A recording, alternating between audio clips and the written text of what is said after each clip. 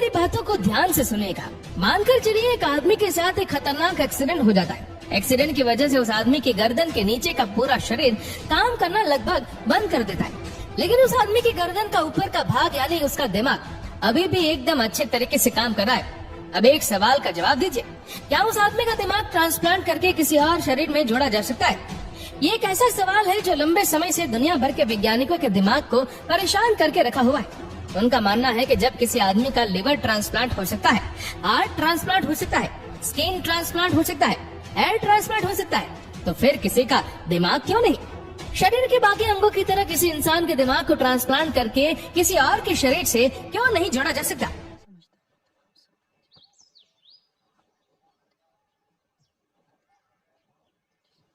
एक कुत्ते की खोपड़ी को उसके शरीर से अलग करके दूसरे नस्ल के कुत्ते के साथ जोड़ दिया। वैज्ञानिकों को इस बात का पूरा भरोसा था कि जैसे ही सर्जरी पूरी होगी कुत्ता होश में आ जाएगा, लेकिन अफसोस कि वह ऑपरेशन के लगभग एक सप्ताह बाद भी कुत्ता होश में नहीं आया और पता चला उस कुत्ते की मौत हो चुकी है। इसके बाद लगभग साल 1960 के दौरान एक बंदर के साथ ऐसा किया गया। इस बार वैज्ञानिकों को थोड़ी सफलता मिली और हुआ ये कि खोपड़ी को अलग करके किसी दूसरे बंदर के शरीर के साथ जोड़ने के बाद बंदर होश में भी आ गया, लेकिन अफसोस कि बंदर का शरीर का कोई भी अंग काम नहीं कर रहा था और लगभग 9 दिनों के बाद उस बंदर की मौत हो गई। जिसके बाद लगातार इस विषय पर दुनिया भर के वैज्ञानिक शोध करते रहे कि आखिर किस तरह करके किसी इंसान की खोपड़ी ट्रांसप्लांट की जा सकती है। अब जो आगे मैं आपको बताने जा रहा हूँ उसे सुनने के बाद कहेंगे आप कि क्या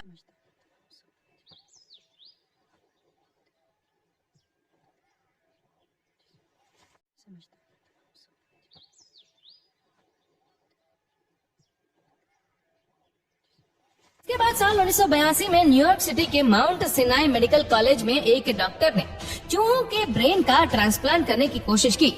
डॉक्टर ने कई घंटे लगातार मेहनत करने के बाद उस ऑपरेशन को सक्सेसफुली कर दिया और हैरानी की बात तो ये है कि चूहा बिल्कुल सही सलामत था और उसका पूरा अंग एकदम ठीक तरीके से काम कर रहा था। जिसके बाद 6 जून 1998 में पैट्सबर्ग मेडिकल सेंटर सर्जन की टीम ने वर्ल्ड का सबसे पहला ट्रांसप्लांट किया, जिसमें उन्होंने दिमाग के एक सेल को ट्रांसप्लांट किया था। यानी डॉक्टर ज्यादा बड़ा रिस्क नहीं लेना चाहते थे, इसलिए पूरे दिमाग को ट्रांसप्लांट करने के बजाय दिमाग के एक छोटे से हिस्से को ट्रांसप्लांट किया। ट्रांसप्लांट तो ठीक ठाक हो गया, लेकिन अफसोस की सर्जरी के दौरान किसी गलती के कारण एक 62 साल की महिला के दोनों पैर पैरालाइज हो गए। ये घटना साल 2013 की है, जब एक न्यूरो सर्जन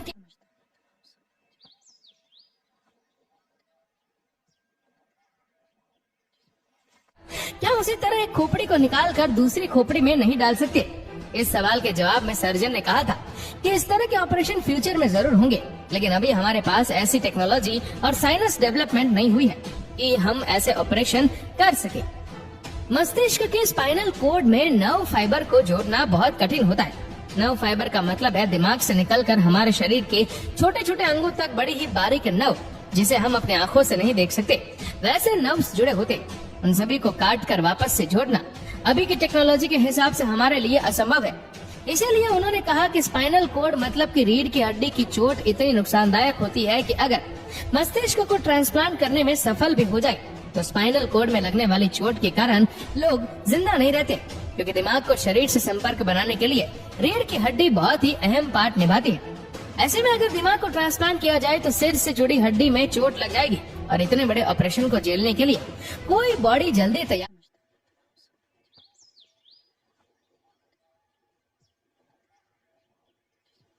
नहीं होती है तो उसका पूरा परमिशन लेटर सरकार से लेना पड़ता है। ये प्रोसेस काफी लंबा होता है। आज भी इस प्रोसेस को सही से करना मेडिकल साइंस के लिए एक चुनौती है। इतना ही नहीं, किसी भी ब्रेन ट्रांसप्लांट कराने के लिए बहुत ही ज्यादा रुपयों की आवश्यकता होती है, लगभग $13 मिलियन। अगर भारतीय रुपयों में बात करें तो लगभग 9,620 लाख रुपए।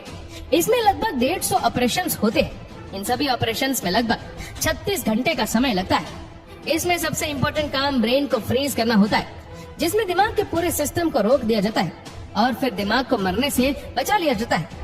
गर्दन और नसों को जोड़ने वाले ट्यूब्स को गर्दन में फिट कर दिया जाता है और फिर स्पाइनल कोड को काटा जाता है। ये सबसे मुश्किल काम होता है।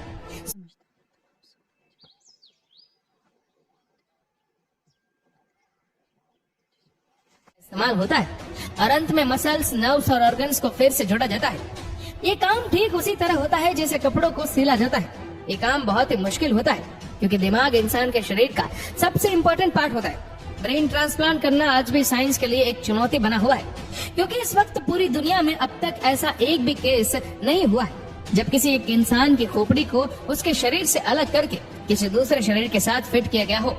इस वक्त दुनिया में कई ऐसे वैज्ञानिक मौजूद हैं जो ब्रेन ट्रांसप्लांट के ऊपर शोध करना चाहते हैं। उनका मानना है अगर उन्हें शोध करने का मौका मिले तो वो सफलतापूर्वक ऐसा कर सकते हैं, लेकिन ये काम इतना रिस्क भरा हुआ होता है कि किसी की भी जान जा सकती है। इसलिए किसी भी देश की गवर्नमेंट इस तरह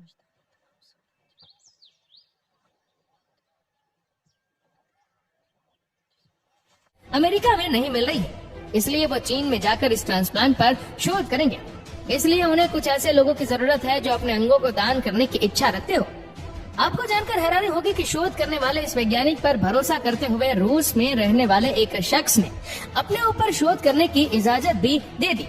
दरअसल रूस में रहने वाला ये एक आदमी ऐसा है जिसका दिमाग तो ठीक तरीके से काम करता है, लेकिन उसके शरीर का कोई भी अंग ठीक तरीके से काम नहीं करता। उसके सभी अंग लगभग बेकार हैं। लेकिन इस ट्रांसप्लांट के पीछे बहुत ही अधिक पैसे खर्च होने वाले थे, जो पैसे समय पर अरेंज नहीं हो पाए। यही वजह है कि पैसों की कमी के कारण वैज्ञानिक समय पर उस शोध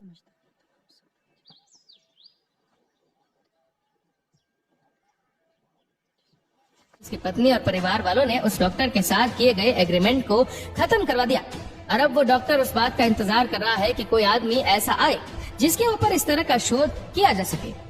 दोस्तों, जाते जाते आपको बता दें, ऑर्गन ट्रांसप्लांट किसी को नई जिंदगी देने का जरिया है।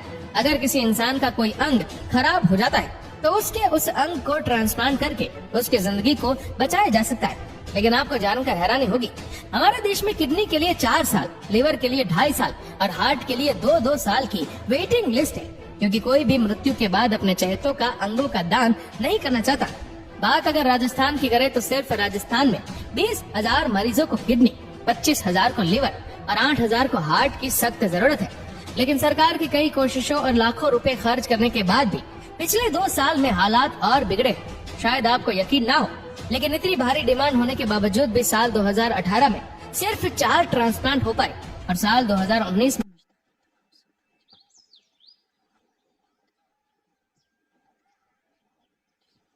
का दिमाग शरीर से पहले मर जाता है।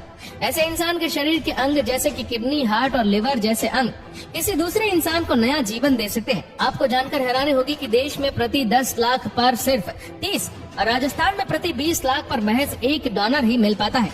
यानी कि अगर देश में 10 लाख लोगों को किडनी की जरूरत है तो उनमें से महज 30 लोगों को किडनी डोनेट करने वाला आदमी मिल जाता है। यही वजह है कि प्रदेश के 53,000 से ज्यादा लोग कई साल से ऑर्गन का इंतजार कर रहे हैं और अधिकतर लोग तो ऐसे हैं जो डोनर का इंतजार करते करते ही मौत की नींद सो जाते हैं। दोस्तों, आपको बता दें कि इसी इंसान की मृत्यु के बाद भी उसके शरीर के कुछ खास अंग कई घंटों तक जीवित रहते, या कहिए कि इस काबिल रहते हैं कि यदि उन्हें किसी और व्यक्ति के शरीर में लगा दिया जाए तो वो फिर से जीवन देने का काम करते हैं। मृत व्यक्ति के शरीर में सबसे कम समय तक आंखें हैं और सबसे अधिक समय तक किडनी इस लायक रहती है कि उन्हें किसी और शरीर में प्रत्यारोपित किया जा सके। लेकिन अफसोस की जानकारी के अभाव में 99% से ज्यादा लोग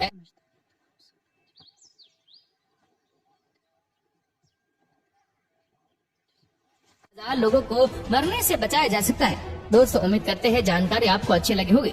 वैसे जाने से पहले आपसे एक सवाल है, आपके मुताबिक मृत्यु के बाद क्या अंग दान करना सही है या गलत? हमें कमेंट करके जरूर बताएगा। और वीडियो अच्छा लगा हो तो इस वीडियो को लाइक करेगा, शेयर करेगा ज्यादा से ज्यादा लोगों तक, और ऐसे ही और भी इंटरेस्टिंग वीडियोस के लिए सब्सक्राइब करें हमारे यूट्यूब चैनल को और फेसबुक पर फॉलो करें हमारे पेज को।